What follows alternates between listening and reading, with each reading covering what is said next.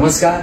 प्रवाह न्यूज विचारांचं हक्काचं व्यासपीठ या डिजिटल चॅनलवरती आपल्या सर्वांचं मी प्रेम प्रकाश बांगर मनापासून स्वागत करतोय. आपल्या सर्वांचा आवडता कार्यक्रम मी आमदार बोलतोय. या कार्यक्रमामध्ये थेट संवाद असणार आहे जनता आणि आमदार. जनता विचारणार प्रश्न आपल्या आमदाराला, आमदार उत्तर देणार आपल्या जनतेला. हा सर्वांचा आवडता कार्यक्रम आपण पाहत आहात. मी आमदार बोलतोय. संपूर्ण महाराष्ट्रातील प्रेक्षक प्रवाह न्यूजचे आहेत आणि सर्व प्रेक्षक या आवडत्या कार्यक्रमाचा आस्वाद घेत आहेत. आपल्या सर्वांचं मनापासून स्वागत. आणि आज मी आमदार बोलतोय या कार्यक्रमात आपल्या सर्वांच्या भेटीला आहेत एक वेगळं दिलखुलास व्यक्तिमत्व. जनसामान्यामध्ये त्यांची एक वेगळी प्रतिमा आहे आणि ज्यांचं नाव अगदी आदराने घेतलं जातं असं वसमत मतदारसंघातील लोकप्रिय आमदार राजूभैया नवघरे साहेब, तुमचं मनापासून स्वागत आहे आमच्या या प्रवाह विचारांचं हक्काचं व्यासपीठ या डिजिटल चॅनलवरती. सगळ्यात महत्वाचं म्हणजे की हा उपक्रम असा आहे की जनता आणि आमदार यांच्यामधला दुवा आणि संवाद आणि त्यामध्ये विचारले जाणारे जे प्रश्न आहेत त्याची आपल्याला उत्तरे द्यायची आहेत. असा हा वेगळा कार्यक्रम आहे. मी आमदार बोलतोय. मी माझ्या तमाम महाराष्ट्रातील जी जनता आहे, महाराष्ट्रातील जे प्रेक्षक आहेत त्यांना सांगू इच्छितो की आपल्याला जे प्रश्न विचारायचे असतील ते प्रश्न आपण कॉमेंट बॉक्समध्ये विचारा. आपल्या सर्वांच्या मनातील जे प्रश्न आहेत त्यांचे उत्तर आज देण्यासाठी आपल्यासोबत या कार्यक्रमामध्ये आहेत वसमत मतदारसंघाचे लोकप्रिय आमदार राजूभैया नवघरे. तर सुरुवातीला सगळ्यात महत्वाचा प्रश्न मी आमदार बोलतोय या कार्यक्रमामधला की राष्ट्रवादी विद्यार्थी तालुका अध्यक्ष या पदापासून सुरू झालेला तुमचा राजकीय प्रवास, तर ग्रामपंचायत जे 15 वर्ष सलग आपण सरपंच पदाचं जे पद भूषवलं, त्यानंतर जिल्हा परिषद सदस्य आणि आमदार इथपर्यंतचा हा जो प्रवास आहे, या प्रवासाकडे तुम्ही कशा दृष्टिकोनातून पाहता? सर्वप्रथम तुम्ही हा असा माझा पहिलाच कार्यक्रम आहे. मी आमदार बोलतो या कार्यक्रमाच्या निमित्तानं मी फेसबुक लाईव्ह आहे आज तुमच्यासोबत. फेसबुक लाईव्ह आहे, मी आमदार बोलतोय असा कार्यक्रम आपण जरी ठेवला तरी मी कधी माझ्या आयुष्यात या 1.5 वर्षाच्या आमदारकीच्या काळामध्ये स्वतःला आमदार म्हणून घेतलं नाही. मी सुरुवातीपासूनच सांगतो की मी प्रामाणिकपणे तुम्हाला सांगतो की मी जनसेवक म्हणून या मतदारसंघामध्ये काम करण्याचा प्रयत्न करतोय. कधी आमदारकीची हवा डोक्यात जाऊ दिली नाही, कारण आमदार खासदार ही जनतेने दिलेली पदे असतात, समाजानं दिलेली पदं असतात. या पदाचा मान सन्मान ठेवून लोकांची सेवा करण्याचं काम त्या आमदारकीच्या माध्यमातून करायचं असते. लोकांची मतदारसंघातील प्रचंड इच्छा होती की मी आमदार व्हावं, त्यांनी मला केलं. तुम्ही 10-15 वर्षातल्या ग्रामपंचायतच्या बाबतीत बोलताय, माझ्या राजकीय कार्यकर्तेबद्दल बोलताय, तर मी एक ग्रामीण भागातला कार्यकर्ता. वसमतला राष्ट्रवादी इथं 12वीला पास झाल्यानंतर फर्स्ट इयरला असताना राष्ट्रवादी काँग्रेस पक्ष निघाला. 12वीला असताना फर्स्ट इयरला आम्ही त्या पक्षामध्ये जॉईन झालो. फर्स्ट इयर सेकंड इयरला राजकीय जीवन कॉलेज लाईफमध्ये सुरू केलं आणि विद्यार्थी राष्ट्रवादी काँग्रेसचा तालुका अध्यक्ष म्हणून काम केलं. त्या अगोदर मतदार तालुक्यातील जे काही कॉलेजची मुलं असतील, ग्रामीण भागातील मुलं जे शहरामध्ये वसमत सारख्या गावामध्ये यायची, तिथं कॉलेजच्या माध्यमातून त्यांच्या काही अडचणी असल्या, महाविद्यालयीन जीवनामध्ये असताना काही अडचणी असल्या, त्यांच्या कॉलेजची ट्युशनची काही अडचण असतील, त्या सगळ्यांचं संघटन करण्याचं काम सुरू केलं आणि त्या संघटनाच्या माध्यमातूनच आम्ही एक विद्यार्थी राष्ट्रवादी काँग्रेस, ज्यावेळेस या मतदारसंघामध्ये विरोधी पक्षाचं प्रचंड मोठं प्राबल्य होतं, त्यावेळेस आम्ही हा राष्ट्रवादीचा एक नवीन प्रयोग केला आणि त्या प्रयोगाच्या माध्यमातून मागच्या आज 2001 पासून ते आज 19-20 वर्ष या पक्षाचं काम करण्याचं मला भाग्य मिळालं. त्यामध्ये मी विद्यार्थी राष्ट्रवादीचा अध्यक्ष म्हणून संघटनेमध्ये काम केलं, युवक राष्ट्रवादी काँग्रेसचा तालुका उपाध्यक्ष म्हणून काम केलं, महाराष्ट्र प्रदेश सहसचिव राष्ट्रवादी काँग्रेस म्हणून काम केलं, विधानसभा अध्यक्ष राष्ट्रवादी काँग्रेस म्हणून काम केलं. ही सगळी पदं मला आदरणीय शरदचंद्रजी पवार साहेब, आदरणीय दांडेगावकर साहेबांच्या माध्यमातून मला ही पदं मिळाली पक्षाची. त्यानंतर ग्रामपंचायत सदस्य म्हणून ज्यावेळेस कॉलेज लाईफ संपलं त्यावेळेस गावाकडे गेलो. विधानसभेला आदरणीय दांडेगावकर साहेबांचं 2004च्या निवडणुकीमध्ये गावातल्या लोकांनी माझ्या विश्वासावर आणि माझ्या सर्कलमधील काही मंडळींनी त्यावेळेस आदरणीय दांडेगावकर साहेबांच्या पाठीमागे राहण्याचं धोरण स्वीकारलं. त्या धोरणाच्या माध्यमातून एक शेतकरी नेता यांचे विचार माझ्या मनामनात रुजले होते. लोकांविषयी काम करण्याची तळमळ, ऊस उत्पादक शेतकऱ्यांचे प्रश्न मिटवण्यासाठी जे दांडेगावकर साहेब काम करत होते, त्यावेळेस त्यांच्या एक विचाराचा पगडा माझ्या मनावर तिथं रुतला. कारण त्यावेळेस वेगवेगळे पक्ष होते, ते पक्ष तरुणाईला आकर्षित करण्याचं काम करत होते, पण त्या काळात सुद्धा आम्ही या पक्षाची ह्या विचारांच्या सोबत आलो की जो विचार, राष्ट्रवादी विचार शेतकऱ्यांच्या प्रश्नासाठी झगडतो, तरुणांच्या प्रश्नासाठी झगडतो, असे वेगवेगळे प्रश्न सोडवण्यासाठी त्यावेळेस पक्ष झगडत होता आणि आजही त्या पद्धतीने आम्ही काम करण्याचा प्रयत्न करतो. मी तिथंच 2004 ला विधानसभेला दांडेगावकर साहेबांचं काम केलं की लगेच 2000 त्यावेळेस त्यांना विजय मिळाला आणि साहेब त्यावेळेस सहकार मंत्री झाले. माझ्यासारख्या कार्यकर्त्यानं त्यावेळेस काम केलं होतं. एक ग्रामीण भागातला कार्यकर्ता ज्यावेळेस ट्रकवर वर बसून दांडेगावकर साहेबांचा विजय असो, राष्ट्रवादी काँग्रेस पक्षाचा विजय असो, ट्रकवर बसून सत्राच्या आखण्यापासून त्या सभा लावण्यापर्यंत, लोकांना पटवून देण्यापर्यंत हे काम ग्राउंड लेवलला काम मी केलं आणि 2004 ला दांडेगावकर साहेब 350 मतांनी ज्यावेळेस विजयी झाली त्यावेळेस माझ्या एका गावातून 650 मताची आघाडी आदरणीय दांडेगावकर साहेबांना मिळाली. नंतर 2005 ला 4 ते 5 पूर्ण कामं करण्याचा प्रयत्न केला. गावातले सगळ्या गावातील लोकांची मनं जिंकण्याचं काम केलं. 15 मेंबरची गावातली बाबुळगाव ग्रामपंचायत होती, त्यापैकी 13 सदस्य निवडून आली. एक टॉसवर पडला आणि एक 3 मतानं पडला आणि मी त्यावेळेस बाबुळगावचा सरपंच म्हणून निवडून आलो. तो जीवनातून एक अत्यंत वेगळा प्रसंग होता की मला राजकीय जीवनात यायचं होतं. मी कॉलेजला असतानापासून मला समाजकार्याची आवड होती, पण कधी असं कोण्या पदावर जाईल किंवा मी सरपंच होईल, जिल्हा परिषद सदस्य होईल, आमदार होईल, ह्याच्यापेक्षा माझ्याकडून मी किती जणांच्या चेहऱ्यावर हसू फुलू शकतो, मी किती जणांच्या कामाला येऊ शकतो, त्या लोकांच्या किती जणांचे प्रश्न सोडवण्यासाठी मी तिथं काम करू शकतो, हे माझ्यासाठी महत्वाचं होतं. आजही त्याच पद्धतीने काम करण्याचा प्रयत्न मी करत असतो. आज तुम्ही बघत असताना की तिथं 15 वर्ष मी बाबुळगाव ग्रामपंचायतचा सदस्य म्हणून काम केलं, 5 वर्ष सरपंच आणि नंतरचे 10 वर्ष असे सगळे मिळून 15 वर्ष बाबुळगाव ग्रामपंचायतचा सदस्य म्हणून काम करण्याचा मला योग आला. ज्या गावातील लोकांनी मला मोठं केलं त्या बाबुळगावच्या लोकांचे सुद्धा मी आभार मानतो. म्हणजे हा सगळा प्रवास आहे की आमच्या तमाम जे प्रेक्षक आहेत, जे आपल्या मतदारसंघातील जनता आहेत, खरं तर एक सामान्य घरातील मुलगा विद्यार्थी दशेपासून सुरू झालेला हा राजकीय प्रवास आणि त्यानंतर एक एक टप्पा पूर्ण करत कुठलाही राजकीय वारसा नसताना आपल्या स्वतःच्या हिमतीवरती जनसामान्यांच्या मनामध्ये आपल्या पक्षश्रेष्ठींचा विश्वास संपादन करून आज आमदार या पदापर्यंत येऊन पोहोचतोय. हा सगळ्यात मोठा खरं तर प्रामाणिकपणे आपण जे काम केलं जनतेच्या मनात. रुग्णवाहिकेच्या बाबतीमध्ये जर सांगायचं असेल तर मी सरपंच असताना या मतदारसंघासाठी अँब्युलन्स घेतली. त्याच्यातली फक्त 35,000 रुपये माझी होती, पण माझ्यासोबत जे मित्रमंडळ होतं त्यांनी 2.5 लाख रुपये जमा करून दिले आणि एक रुग्णवाहिका आम्ही उपलब्ध करून दिली. आज तुम्ही बघत असाल वेगवेगळे लोक तिथं रुग्णवाहिका लोकार्पण करायला ते करायला, पण ह्या गोष्टीला आमच्या 15 वर्षापूर्वी आम्ही सुरुवात केली. म्हणजे की आमदार जेव्हा हे पद तुमच्याकडे नव्हतं, जेव्हा फक्त ग्रामपंचायत सदस्य किंवा तुमच्या मित्र असतानाच आम्ही तिथं या मतदारसंघासाठी, या तालुक्यासाठी, या वसमतच्या बाबुळगाव सर्कलसाठी मी एका रुग्णवाहिकेचं लोकार्पण केलं. त्याच्या माध्यमातून आणि आजपर्यंत जवळपास 3 रुग्णवाहिका या मतदारसंघातील लोकांसाठी तिथं माझ्या काम करतात.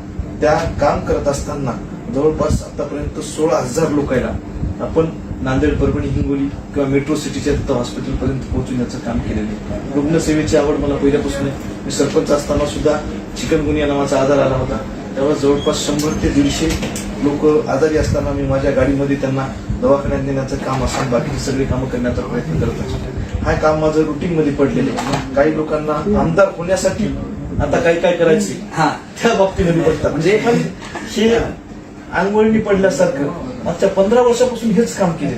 मी सरपंच झालो होतो त्यावेळेस लोकांनी मला सांगितलं होतं की तुम्ही आमदार होणार. त्यामुळं आपण समजा जर काही होण्यासाठी लोकांची मदत करायची. आता हौशी गौशी राजकारणामध्ये लोक यायले, त्यांचा जो प्रचंड पैसा आहे, त्या लोकांना प्रतिष्ठा मिळवण्यासाठी आमदारकी खासदारकी पाहिजे असते. मला हे पद लोकांची सेवा करण्यासाठी पाहिजे होतं.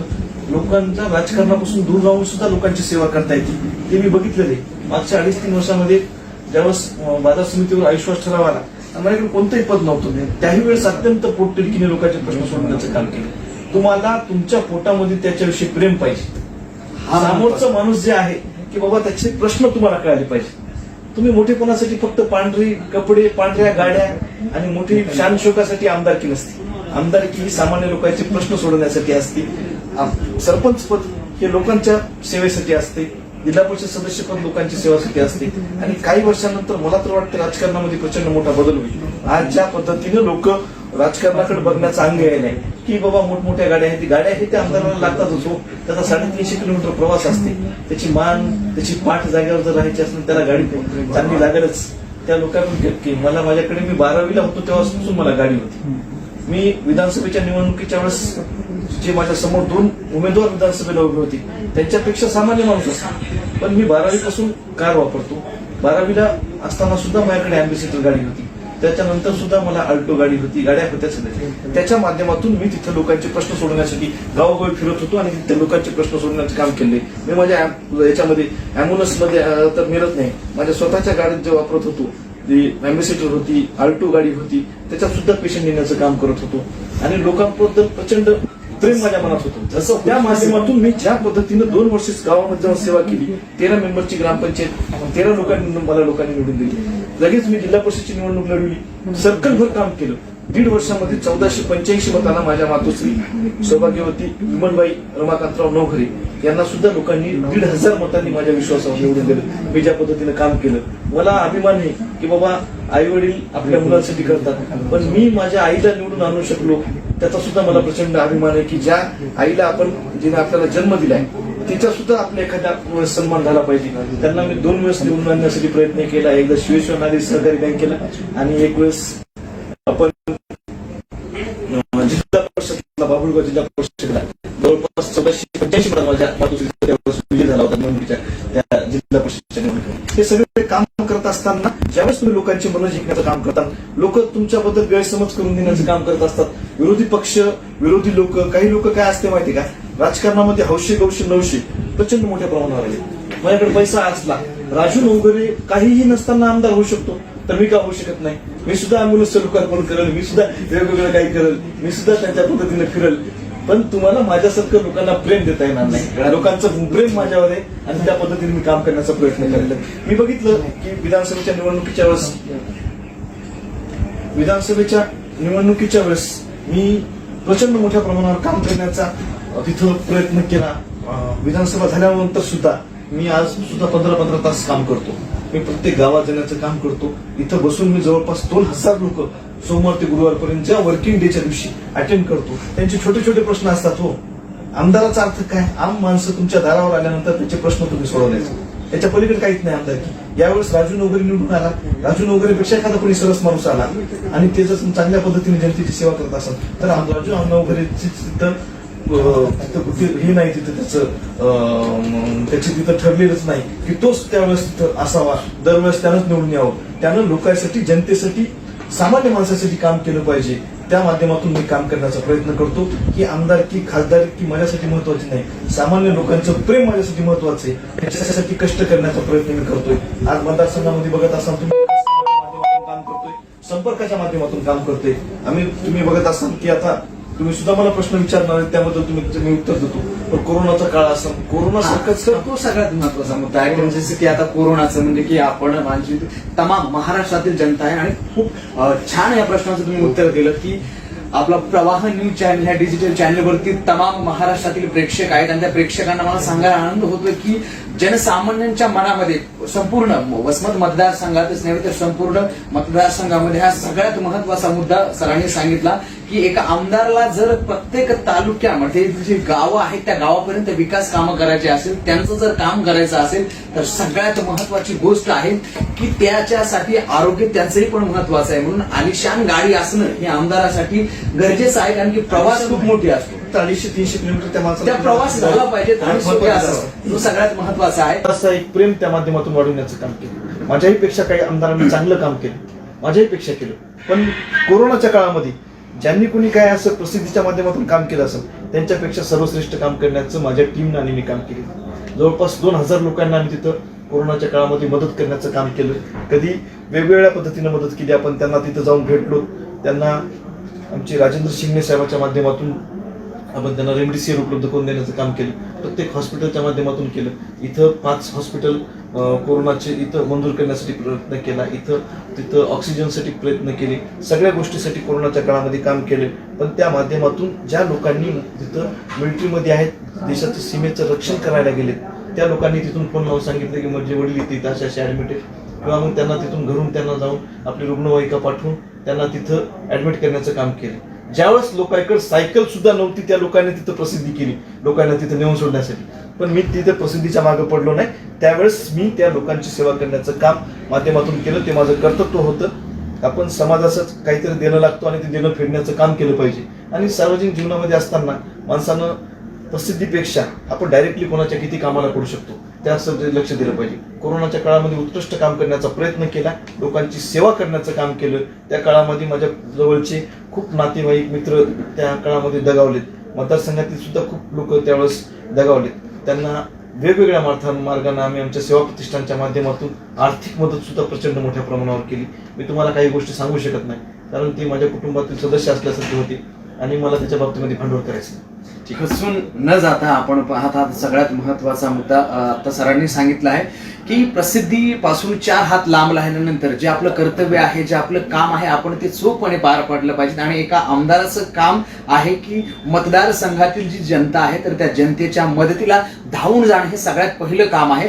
आणि तुम्ही भैया जे सांगितलं सगळ्यात महत्वाचा मुद्दा आहे की मुलाखत घ्यायची असेल, इंटरव्ह्यू जर घ्यायचा असेल तर त्या लोकांचा घ्या. त्या लोकांची यादी माझ्याकडे आहे ज्यांना रुग्णवाहिकेच्या माध्यमातून मी ऍडमिट केले.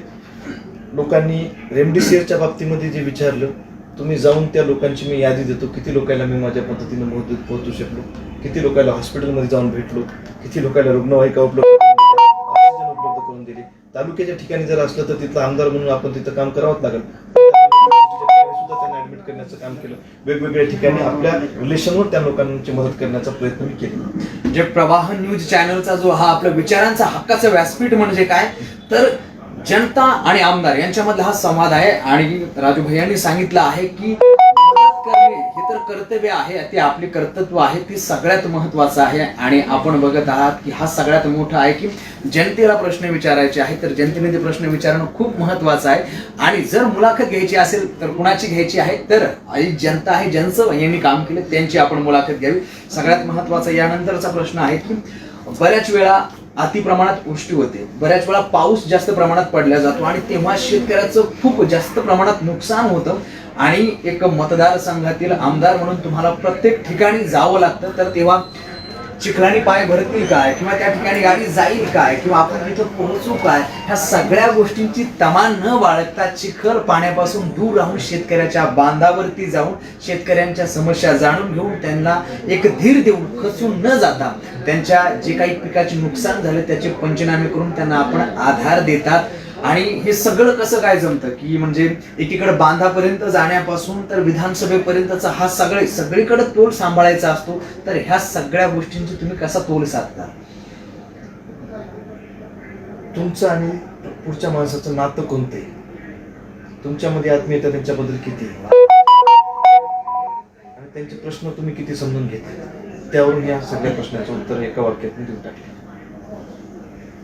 जे की आता महाराष्ट्रातील प्रवाह न्यूज प्रेक्षक आहेत, वसमत मतदारसंघामधील जनता आहे की एक साध्या प्रश्नाचं उत्तर आहे की तुमचं आणि त्या जनतेचं नातं काय आहे, त्यावर तुमचं काम करण्याची त्यांच्याविषयी असणारी आत्मीयता, तळमळ याचं उत्तर तुम्ही एका शब्दात दिलं. आणि मला वाटतं की याचंच प्रेम म्हणून तुम्ही सुरू झालेला हा आतापर्यंत जो प्रवास आहे त्याचं फलित आहे. कारण तुम्ही प्रत्येकाच्या मनात घर केलं आहे. आणि त्याही पुढचा असा जे भावनेचा प्रश्न आहे की आपल्या वसमत मतदारसंघात आपण सामुदायिक विवाह सोहळा हा सगळ्यात मोठा त्याला कार्यक्रम म्हणण्यापेक्षा ते खूप जवळचं म्हणता येईल, पण तो बऱ्याच वेळा इव्हेंट केला जातो.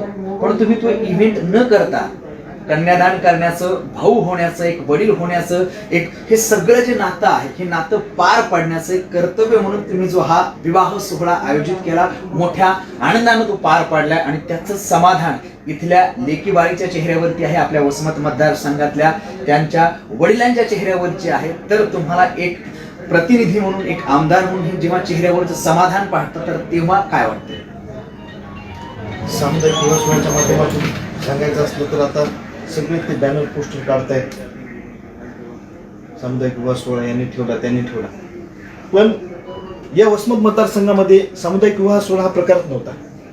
तुम्ही बघितलं असेल की वसमतच्या इतिहासामध्ये कोणीच आमदार, खासदार असतील किंवा मंत्री असतील त्यांनी हा सामुदायिक विवाह सोहळा ठेवला नाही.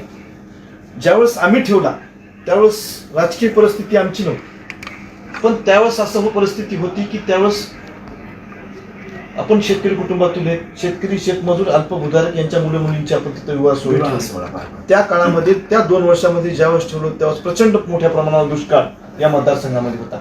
हा मतदारसंघ तुम्ही बघत असाल की चारी बाजूनं समृद्ध मतदारसंघ आहे. इथं येलदरी सिद्धेश्वर धरणाचं पाणी या इथं आहे.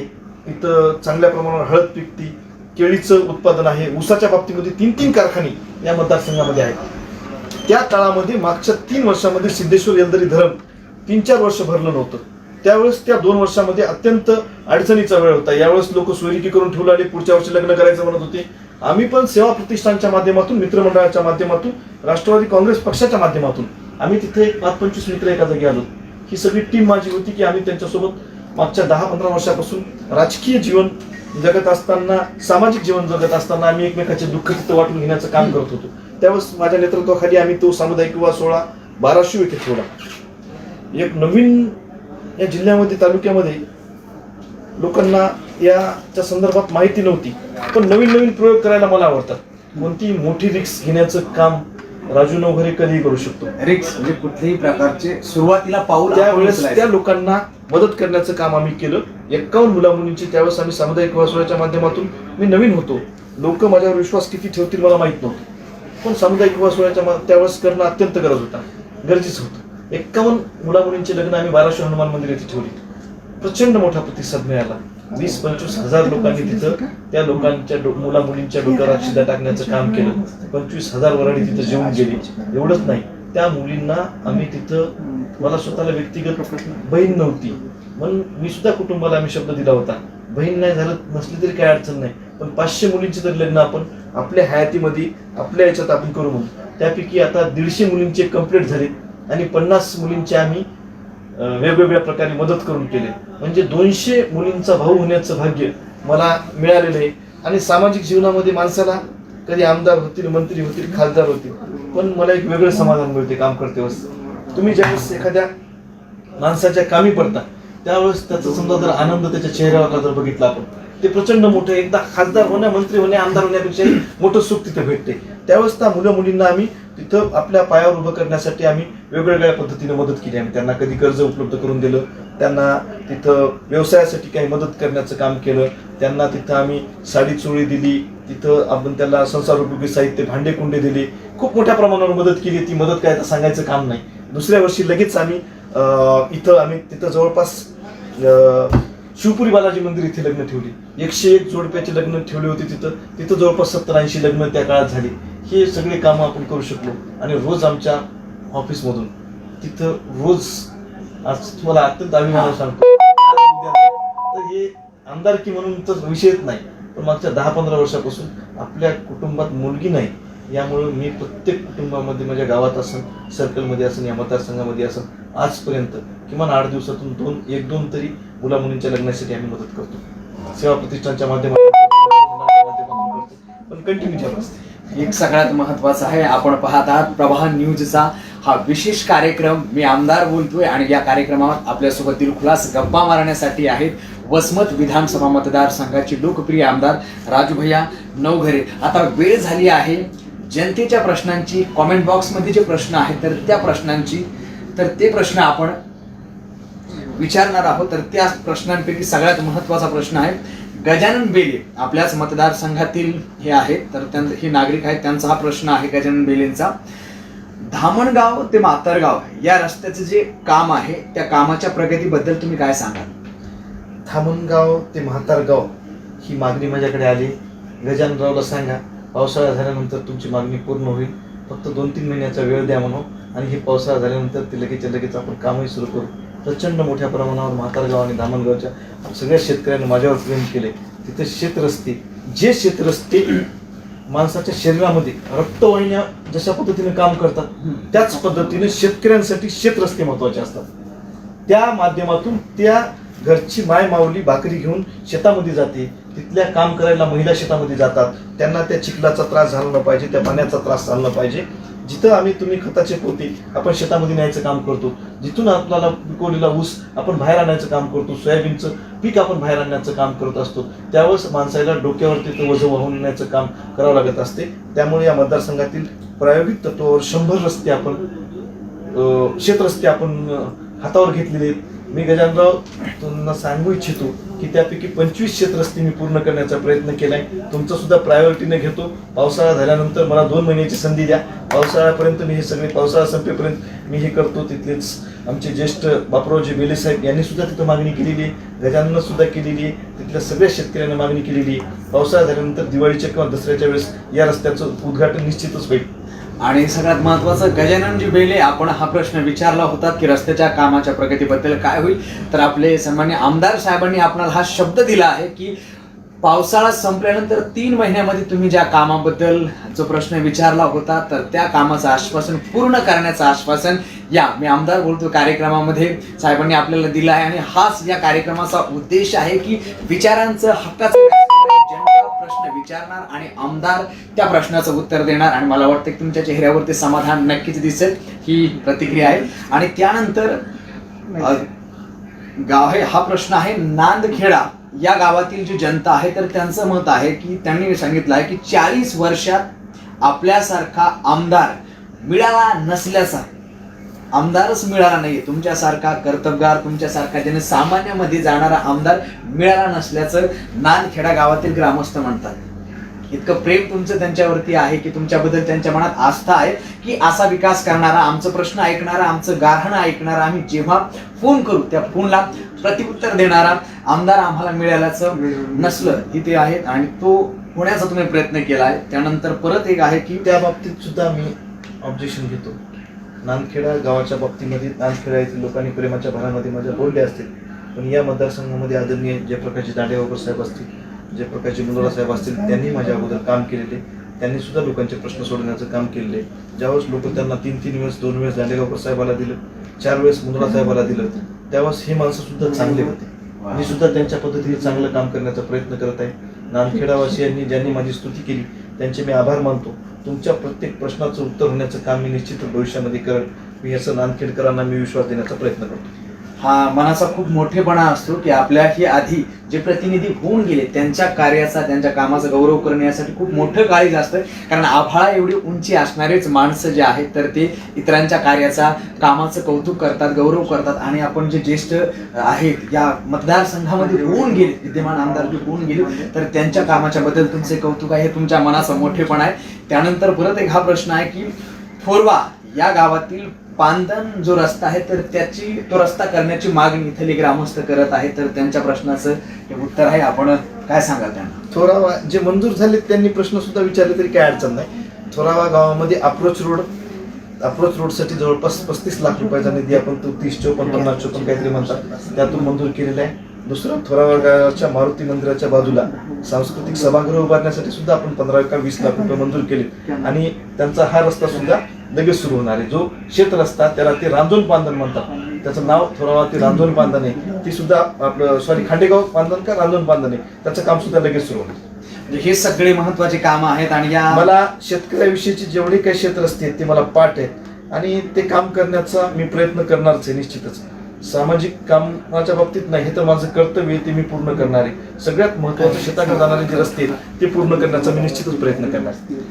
की आपली तमाम जी जनता आहे वसमत विधानसभा मतदारसंघातीलच नव्हे तर आणि संपूर्ण महाराष्ट्रातील जे प्रेक्षक आहेत ते पण हा प्रवाहांचा विशेष कार्यक्रम पाहत आहे. त्याचं नाव आहे मी आमदार बोलतोय आणि आपल्यासोबत दिलखुलास गप्पा मारत आहेत या विधानसभा मतदारसंघाचे आमदार राजू भैया नवघरे. खरं तर हे खूप महत्वाचं आहे की म्हणजे आपण ज्या प्रश्नाचे आपण उत्तर दिले की अगदी पांदण रस्त्यापासून की कुठल्या गावाला पांदण रस्त्याची गरज आहे, कोणत्या गावाचा किती विकास झाला, किती नाही झाला, अजून कोणते काम बाकी, याचा संपूर्ण लेखाजोखा आपल्याकडे आहे. आणि आपण तो प्रूफ सहित म्हणजे पुराव्यासहित जनतेला सांगण्याची गरज नाही, तमाम आपल्या जनतेलाही माहित आहे.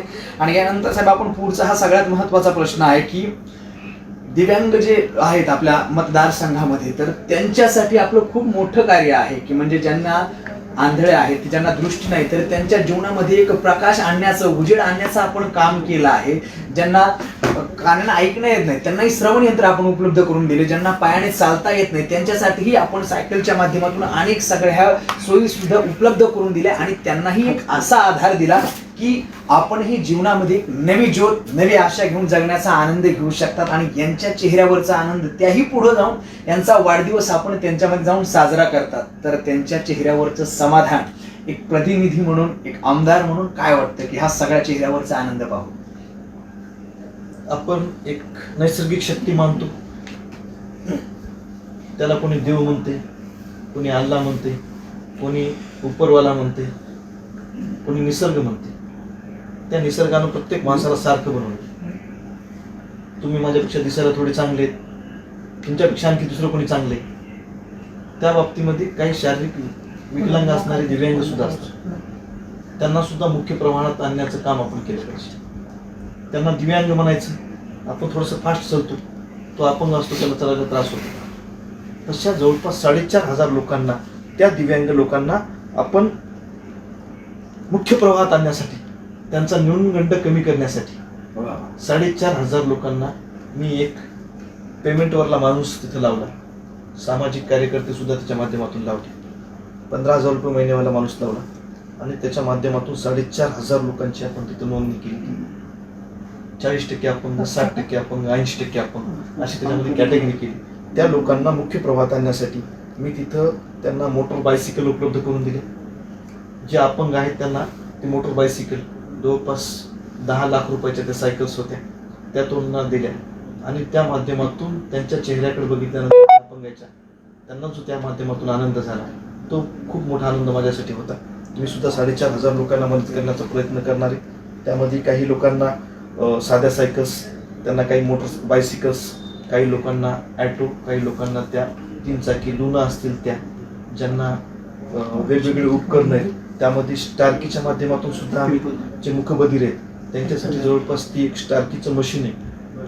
50,000 रुपयाचं का 40,000 रुपयाचं एक मशीन येते. त्या मशीनच्या माध्यमातून आपण 200 लोकांना आता नोंदणी करू, कारण आमचा तो पूर्ण प्रकल्प झाला होता आणि तिथं स्टार्कीचे लोक सुद्धा इथे येणार होते की लगेच लॉकडाऊन पडला, काही करायचं म्हणलं की लॉकडाऊन येते आणि आपण त्या मुख्य कामापासून दूर होते.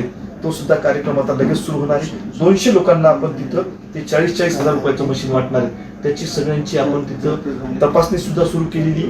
या 8 दिवसामध्ये आता लॉकडाऊन जर आता नाही बसलं, आता कोरोनाच्या काळामध्ये जर आता आलेला आहे त्याच पद्धतीनं जर राहिला तर त्या माध्यमातून स्टार्कीचं काम सुद्धा त्या मूकबधिरांना, त्या अपंगांना न्याय देण्याचं काम मला भविष्यामध्ये करायचं. आणि खरं तर इतरांच्या चेहऱ्यावर हसू, इतरांच्या चेहऱ्यावरचं समाधान हेच माझ्या कामाचं समाधान आहे, असं सन्माननीय राजूभाई नवघरे यांचं वैयक्तिक मत आहे. त्यांच्या चेहऱ्यावरचा आनंद खूप महत्वाचा आहे. आणि परत एकदा जनतेचा हा प्रश्न आहे, आपल्याच मतदारसंघातील रिधुरा गाव येथील 20 वर्षापासून लाईटचा, विजेचा जो प्रश्न होता तो प्रश्न आपण सोडवला आहे आणि त्यामुळे इथली जनता आपले आभार व्यक्त करत आहे, आपल्याला धन्यवाद देत आहे. त्याबद्दल त्यांच्याविषयी काय सांगा? तिथील आमचे आबासाहेब भालेराव, प्रल्हादराव भालेराव, सुरेश भालेराव नावाचा एक तरुण कार्यकर्ता, मनोज भालेराव यांनी त्या एक वस्ती होती, त्या वस्तीसाठी जवळपास तिथून अंतर होतं, तिथे एक 5-25 घरं राहत होती. काही वेगवेगळ्या समाजाचे तिथे लोक राहत होते. त्यांना तिथं लाईन मागच्या 10-20 वर्षापासून नव्हती. म्हणलं आपल्या आमदारकीचा उपयोग करून तिथं दिवाळीची ज्युनियर इंजिनियरची बैठक लावली आणि DCच्या माध्यमातून तो निधी उपलब्ध करून देऊ. त्यांचा आता जवळपास पूल ओढणं झाले, ट्रान्सफॉर्मर सुद्धा बसणार होता, बहुतेक बसलाय असा, आणि त्यांचा तिथला प्रश्न मिटलेला आहे. ही विकास कामं आहेत आणि विकास कामाचं जेव्हा जनता धन्यवाद देते तर मला वाटतं खऱ्या अर्थानं ते फलित आहे. प्रवाह न्यूज म्हणजे विचारांचं हक्काचं व्यासपीठ आहे आमदारांसमोर, आणि आमदारांचे धन्यवाद, त्याच्याही प्रतिक्रिया, तोही जो काही आपला प्रतिसाद आहे, प्रतिक्रिया आहे, ज्या तेव्हा काम केल्यानंतर समाधान मिळत असलं तर तो सगळ्यात मोठा दुवा आहे. आणि त्यानंतर परत एक प्रश्न असा आहे आपल्याला की बाभुळगाव येथील शेतकऱ्यांचा हा प्रश्न आहे, बाभुळगाव येथील शेतीला वेळेवर वीज मिळत नाही, तर त्यासाठी आपल्या काय उपाययोजना आहेत? बाभुळगाव, त्याच्या बाजूला आसेगाव, त्याच्यानंतर तिथंच आणखी एक मुडी, बाभुळगावला 33 केवी झालाय. 5 MVA ट्रान्सफॉर्मर आपण तिथं मागवलाय की जेणेकरून भविष्यामध्ये 100% पुढचे 20 वर्षाचा प्रश्न मिटणार आहे. त्यासाठी थोडंसं कोरोनाची अडचण आलेली, त्या काळामध्ये आपण माझ्या जिल्ह्याचे आणि आमच्या सर्वांचे नेते स्वर्गीय राजूजी सातू साहेब यांच्या माध्यमातून आम्ही नितीन राऊत साहेब यांच्याकडे एक मिटिंग लावली. त्या मिटिंगच्या माध्यमातून आमच्या बाजूला तिथं आसेगाव आणि मुली या दोन्ही गावामध्ये आपण तिथं 33 केवीचे नवीन केंद्र प्रस्तावित केले. एक आमच्या विभागामध्ये धाराळचं काल सुरू झाले. बाराशिवला सुद्धा आपण 132 केवीचे एक केंद्र मंजूर करण्याचा प्रयत्न केला आहे. त्याच्या प्रायोगिक तत्वावर आमच्या 2 बैठकाही झाल्या आता. पण कोरोनाच्या पार्श्वभूमीवर निधी कमी पडल्यामुळं या कामाला अडचण आलेली. पण लवकरच त्या विभागामध्ये या या सगळ्याच ठिकाणी तिथं कॅनॉलचं पाणी आहे मागच्या 2 वर्षापासून. याही वर्षी आता आमचं 51% धरण भरलेलंच आहे यंदरी. आणि पुढच्या वेळेस सुद्धा विजेचा मोठा प्रश्न निर्माण होऊ शकतो. त्यावेळेस आता माझं तिथं सगळी ताकद लावून या सगळ्या बाबतीमध्ये 5 MVA चे काही ट्रान्सफॉर्मर्स असतील, तिथं 33 KV असतील, हे सगळे मंजूर करून आणण्याचं काम मला या 3-4 महिन्यामध्ये करावं लागेल. नक्कीच हा जो बाबुळगावच्या निश्चितच करणार. विजेचा जो प्रश्न होता तर शेतकरी बांधवांचा प्रश्न नक्कीच तुमचा मार्गी लावला जाईल. आणि त्यानंतर परत आहे की डोणवाडा गावातील आतापर्यंत कामे कोणती झाली आहेत आणि त्यानंतर कोणता विकास आपण करणार आहोत, इथल्या जनतेचा हा प्रश्न आहे. डोणवाडा गावातील त्यांच्या जनतेचं मत आहे की आपण कोणती कामे या गावामध्ये केली आणि यानंतर भविष्यात कोणता विकास आपण या गावाचा करणार आहोत. 200च्या वर या मतदारसंघामध्ये गावं आहेत. जवळपास 130-40 गावामध्ये मी पोहोचण्याचा प्रयत्न केला आहे. त्याच्यामध्ये 25-15चा निधी असेल, आमदार निधी असेल, एसआरचा निधी असेल, वेगवेगळे रस्ते दुरुस्त करण्याचं कामं असतील, ते सगळे कामं आपण पूर्ण करण्याचा प्रयत्न केला आहे. जे काही गावं राहिले त्या गावाला येत्या 2 ते 3 महिन्यामध्ये निधी उपलब्ध करून त्या गावातील महत्त्वाची जी काही कामं आहेत ते महत्त्वाची कामे तिथल्या प्रमुख कार्यकर्त्याच्या माध्यमातून, सरपंचाच्या माध्यमातून, ग्रामसेवकाच्या माध्यमातून आपण घेऊन तिथं विकास निधी पोहोचण्याचं काम भविष्यामध्ये करायचं. नक्कीच डोणवाडा गावातील जे जनता आहेत, सदस्य आहेत, त्यांच्यापर्यंत हा प्रश्नाचं उत्तर आहे आपल्या की लवकरात लवकर आपले जे प्रश्न आहेत त्यावरती तोडगा काढण्याचं आश्वासन राजू भैयाने आपल्याला दिलं आहे. आणि त्यानंतर शेवटपर्यंत आपण पहिल्या 1.5 वर्षामध्ये, त्या 1.5 वर्षापैकी 1 वर्ष कंटिन्यू कोरोना चाललाय. त्या काळामध्ये सुद्धा आपण 100-150 गावापर्यंत पोहोचलो. पण मी परिपूर्ण आमदार नाही, आणखी अजून परिपूर्ण व्हायचंय. 3.5 वर्ष बाकी आहेत. डोणवाडात नाही तर या तालुक्यातलं एकही गाव विकासापासून वंचित ठेवणार नाही. माझ्याच्याने जेवढं होते तेवढं काम करण्याचा निश्चित प्रामाणिक प्रयत्न मी करतो. आणि त्यानंतर परत एक प्रश्न आहे मंगेश पांचाळ ते विचारतात की कुरंदा या गावचे आहेत मंगेश पांचाळ. ते विचारतात की कुरंदा गावाचा रस्ता कधी होणार. कुरंदा ते कुठं? कुरंदा गावाचा आहे. आणि त्यानंतर परत आहे की पांगरी शिंदे, हा हे सगळ्यात महत्वाचं आहे. कुरुंदा या गावातल्या रस्त्यांच्या बाबतीमध्ये ते प्रश्न विचारत असतील तर कुरुंदा गावामध्ये आता आपण 25-15 जो एक ग्रामीण विकासाचा एक पाया झालाय, 25-15च्या माध्यमातून जवळपास 60-65 लाख रुपयाचे रस्ते त्या गावामध्ये अंतर्गत रस्ते आपण टाकलेले आहेत. त्यानंतर त्या गावासाठी जी एक नदी त्यांच्या गावाच्या बाजूला वाहते, तिथल्या शेतकऱ्यांचं दरवर्षी एवढं पाणी वरून येते, सुकडी डोणवाडा तिथून असं वर पाणी येते, दरवेळेस गावामध्ये पाणी घुसण्याचा प्रकार करते. यावेळेस आम्ही प्रायोगिक तत्वावर जवळपास तिथं 2 टप्प्यामध्ये गावाच्या पुढे निघाल्यानंतर 2 टप्प्यामध्ये आपण जवळपास तिथं 1-2-2.5 किलोमीटरच्या तिथं आपण ती नदी सरळ करण्याचं काम केलेलं आहे, ती खोल करण्याचं काम केले, जेणेकरून त्या गावामधून जो नाला जाणार आहे त्यामध्ये 2 टप्प्यामध्ये आपण निधी टाकलेला आहे आणि ते तिथं नाला सरळीकरणाचं, नाला खोलीकरणाचं काम केले की जेणेकरून तिथल्या शेतकऱ्यांचे प्रश्न मिटतील. काही प्रमाणात काम शिल्लक आहे ते सुद्धा पूर्ण करण्याचा प्रयत्न करतो. 65 लाख रुपयाचा निधी यावेळेस आपण पहिल्याच वेळेस 25-15च्या माध्यमातून तिथे टाकलेलं आहे. 40 लाख रुपयाचं पत्र आपण तिथं 65 लाख रुपयाचे कामं तिथं त्या सिमेंट रस्त्याचे असतील किंवा पेवर ब्लॉकचे असतील ते पूर्ण झालेत.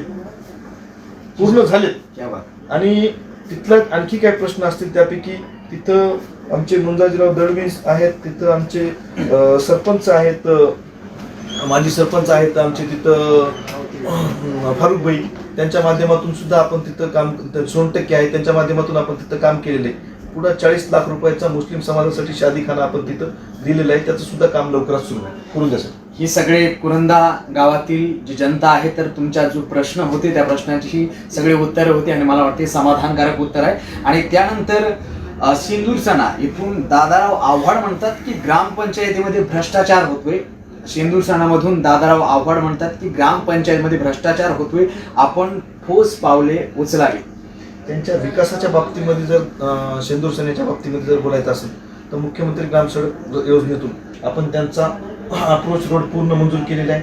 गावामध्ये तिथं एका समाजासाठी, मुस्लिम समाजासाठी संरक्षण भिंत मागितली होती त्यांनी मस्जिदसाठी का ईदगाहसाठी, ती सुद्धा आपण तिथं पूर्ण केलेली आहे. त्याच्या माध्यमातून ग्रामपंचायतच्या माध्यमातून काही भ्रष्टाचार झाला असेल तर तिथल्या अधिकाऱ्यांच्या माध्यमातून आपण तो प्रश्न सोडवण्याचा प्रयत्न करतो. मी सुद्धा सगळ्या ग्रामपंचायतीला विनंती करतो की भ्रष्टाचाराच्या मागे न लागता आपला ग्रामीण विकासाचा पाया हा ग्रामपंचायत आहे, त्या माध्यमातून सुद्धा आपल्याला तिथं काम करावं लागेल.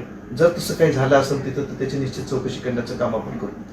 दादारावजी आव्हाड आपल्या प्रश्नाचं उत्तर साहेबांनी दिलं आहे की ते म्हणतात की भ्रष्टाचार होणार नाही आणि जे कामं आहे तर त्याबद्दल जी काही अधिकारी आहेत तिथल्या अधिकाऱ्यांच्या कानावरती घालून जो आपल्या प्रश्नाचं उत्तर आहे त्याचे नक्कीच निरसन होईल. आणि त्यानंतर प्रशांत मुदनर म्हणतात की लसीकरणाचा वेग वाढवावा, आपल्या मतदारसंघामध्ये लसीकरणाचा वेग वाढवावा ही अशी त्यांची मागणी आहे, त्याबद्दल काय सांगाल? प्राथमिक आरोग्य केंद्र, उपकेंद्र या दोन्ही ठिकाणी प्रत्येक जागेवर लसीकरण करण्याचा प्रयत्न केलाय. सगळ्याचा फॉलोअप घेतला. ज्या पद्धतीने औरंगाबादला लस उपलब्ध झाल्या होत्या त्याच पद्धतीने हिंगोलीला उपलब्ध झाल्या. त्यामुळे आम्ही जे डीडी आहेत लाळे साहेब त्यांनाही मागे बोललो, त्या लस उपलब्ध करून दिल्या. कंटिन्यू DHO, THO, CHO यांच्या संपर्कात राहिलो, अशा वर्कर्स सहित सगळ्यांच्या संपर्कात राहिलो आणि लसीकरणासाठी काम करण्याचा आपण प्रयत्न केलाय. भविष्यामध्ये काही जर ते राहिलं असेल तर त्यासाठी पुन्हा पाठपुरावा करण्याचं काम मी निश्चित करेन. नक्कीच आपण पाहत आहात प्रवाह न्यूज म्हणजेच विचारांचं हक्काचं व्यासपीठ आणि त्यामध्ये आपला हा विशेष कार्यक्रम.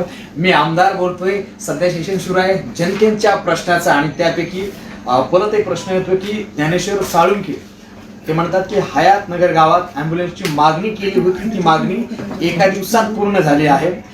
15 ते 20 दिवसामध्ये ॲम्ब्युलन्स येईल आली, त्यासाठी खूप खूप मनापासून धन्यवाद. ही आपल्याबद्दल खूप छान प्रतिक्रिया आहे. म्हणजे की फक्त साधक बाधक ही चर्चा आहे आणि ती चर्चा खूप महत्वाची आहे आणि फक्त टीकाच नव्हे तर त्याही सोबत जी कामं केली आहे तर त्या कामाचाही लेखाजोखा होतोय प्रवाह न्यूजच्या या विशेष कार्यक्रमामध्ये. म्हणजेच मी आमदार बोलतोय.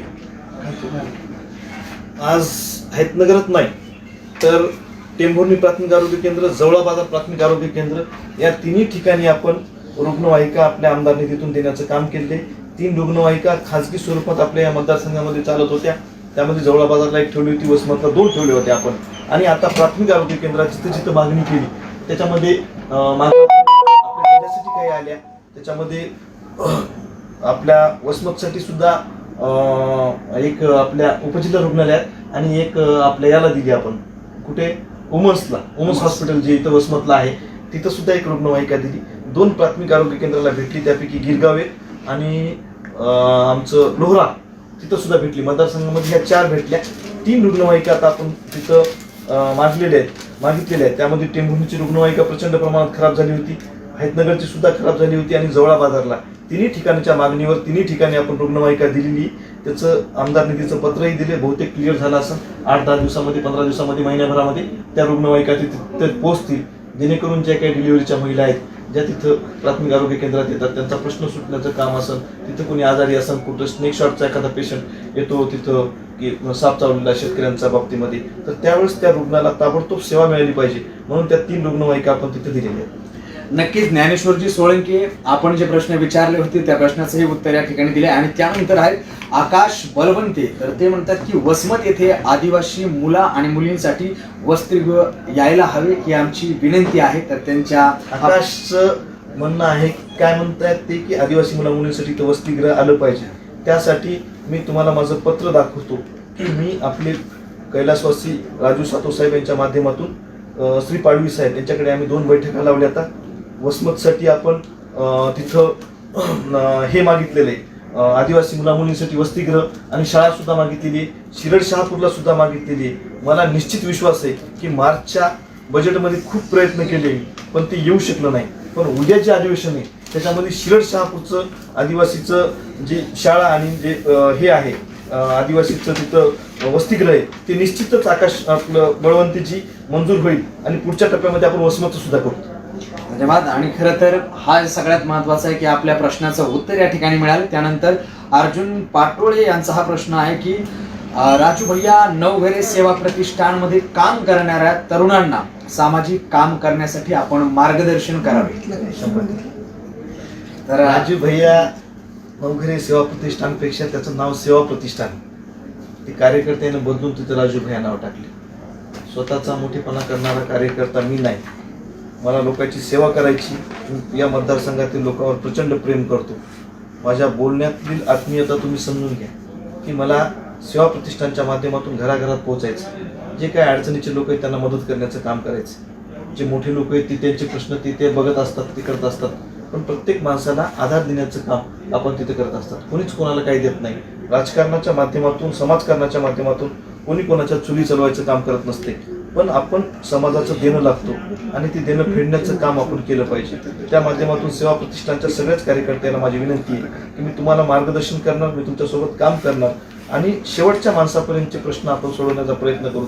काय आपण या मतदारसंघामध्ये मित्रमंडळाच्या माध्यमातून काम केलं, पक्षाच्या माध्यमातून काम केलं, या मतदारसंघामध्ये मोफत सामुदायिक विवाह सोहळ्याच्या माध्यमातून आपण काम केलं, रुग्णवाहिकेच्या माध्यमातून 14 वर्षापासून काम करतोय. त्याच माध्यमातून आपण लोकांच्या मोतीबिंदू शस्त्रक्रियाची आमचा आकडा पाहिला तर तुम्ही थक्क होसाल की आम्ही प्रत्येक माणसाला तिथे नेऊन त्याची तपासणी करून फिजिकल फिटनेस घेऊन त्यांचं मोतीबिंदूचे ऑपरेशन प्रचंड मोठ्या प्रमाणात या मतदारसंघात करून आणले. हे लोक आता काही कामाला लागलेत, त्या लोकांना माहीत सुद्धा नसेल की एवढ्या मोठ्या प्रमाणात काम केलेलं आहे. काम ही प्रोसेस असते, हळूहळू विकास करायचा असते, हळूहळू आपल्या लोकांसाठी काम करायचं असते. आपण त्या माध्यमातून काम केलं. महाआरोग्य शिबिर मी या मतदारसंघामध्ये 15 घेतले आतापर्यंत. पवार साहेबांच्या वाढदिवसाच्या निमित्तानं वाढदिवस करत नव्हतो. आमचे नेते या मतदारसंघामध्ये जे प्रकारचे दांडेगावकर साहेब होते त्यांचाही कधी वाढदिवस केला नाही, माझाही कधी केला नाही. एकदा बळजबरी लोकांनी केला तर फक्त हार घालून घेतले. पण त्या माध्यमातून सुद्धा मी तिथं सांगितलं की आपण तिथं रक्तदान शिबिर घेतलं पाहिजे, हे ते कामं केले पाहिजे. पण पवार साहेबांच्या वाढदिवसाच्या निमित्तानं जवळपास या मतदारसंघामध्ये प्रचंड मोठी 15 महाआरोग्य शिबिरे घेतली. त्याच्या माध्यमातून त्यांना तिथंच मेडिकल उपलब्ध करून देण्याचं, हायर सेंटरचे मुंबई, पुणे, औरंगाबाद, त्याच्यानंतर नांदेडचं GMC असेल, जिथले जे काही प्रमुख डॉक्टर आहेत परभणी, नांदेड, हिंगोलीचे, त्या सगळ्याला बोलून आपण महाआरोग्य शिबिरे घेतली. आणि ते प्रतिष्ठानच्या कार्यकर्त्याला एवढ्यासाठी सांगायलो की प्रतिष्ठानमध्ये जर काम करायचं असेल तुम्हाला तर सेवाभावी वृत्ती ठेवावी लागते. कोणत्याही पद्धतीचा स्वार्थ नाही. आज या नेत्याकडे जाऊन हार घालायचा, उद्या त्या नेत्याला हार घालायचा. मी तुम्हाला खरंच सांगतो, आयुष्यामध्ये मी कधीच कोण्याच नेत्याच्या मागं हार घालीत फिरलो नाही किंवा नाही. एक नेता होता आदरणीय दांडेगावकर साहेब, त्यांच्या माध्यमातून काम केलं.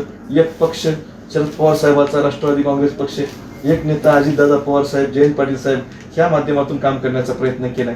इथं या मतदारसंघासाठी दांडेगावकर साहेब नेते होते, तेच आमच्यासाठी शरद पवार होते, तेच आमच्यासाठी अजित पवार होते. आजही त्यांना आम्ही प्रमाण मानून काम करण्याचा प्रयत्न करतोय. मी एवढंच सांगतोय की कार्यकर्त्याला कोणत्याही ग्लॅमरच्या मागे न लागता तुम्ही सेवा प्रतिष्ठानमध्ये काम करायचं. त्याचं नावच सेवा आहे. त्या सेवा प्रतिष्ठानमध्ये जर तुम्हाला काम करायचं असेल तर लोकांची सेवा करण्यासाठी या. रियालिटीनं जगा, लोकांच्या भटकेगिरीमध्ये जाऊ नका. आणि आपण त्यांना मार्गदर्शनाच्या पलीकडे काही करू शकत नाही. आम्ही या मतदारसंघामध्ये आरोग्य शिबिरे घेतले. त्या शिबिराच्या माध्यमातून गर्भपिशवीचे ऑपरेशन्स महिलांचे असतील, ते ऑपरेशनला तुम्हालाही माहित असेल 20-25 हजार रुपये खर्च येते. अशा शेकडो महिलांचे आम्ही, त्या माया बहिणींची, त्या आमच्या बहिणींची, त्या आमच्या सगळ्याच महिलांची आम्ही तिथं ऑपरेशन करून आणण्याचं, गर्भपिशवीचे असतील, त्यानंतर डोळ्यांचे असतील, ज्येष्ठ मंडळीच्या, मोतीबिंदूचे असतील, हाडांचे ऑपरेशन्स असतील, प्रचंड मोठ्या प्रमाणावर करून आणले. आजही मी मंगळवारी बुधवारी जेव्हा मुंबईला जातो त्यावर 2 पेशंट तरी मागं पुढे ॲम्ब्युलन्समध्ये असेल किंवा माझ्या गाडीमध्ये असतील किंवा तिथं जर असतील तर त्यांना मदत करूनच वापस येतो, मुंबईला नेऊन सुद्धा. हे सगळ्यात महत्वाचं आहे. कारण की आपला जो प्रश्न होता की साई प्रतिष्ठानच्या माध्यमातून मार्गदर्शन करावं, तर हे सगळ्यात जे काम करणारे जे तरुण आहेत तुमच्यासाठी हा सगळ्यात मोठा संदेश आहे यांचा, की ते म्हणतात की काम करायचं असेल तर ग्लॅमर पासून खूप दूर राहिलं पाहिजे. प्रसिद्धीपासून, प्रसिद्धीसाठी हापाप न करता फक्त आपण आपलं काम करावं, जनतेची सेवा करावी. आणि त्यानंतर परत एकदा NI पठाण म्हणतात की जनतेशी संवाद साधणारा पहिला आमदार पाहिला. धन्यवाद भैया. हे आपल्याविषयी असणारे उद्गार आहेत NI पठाण यांचे.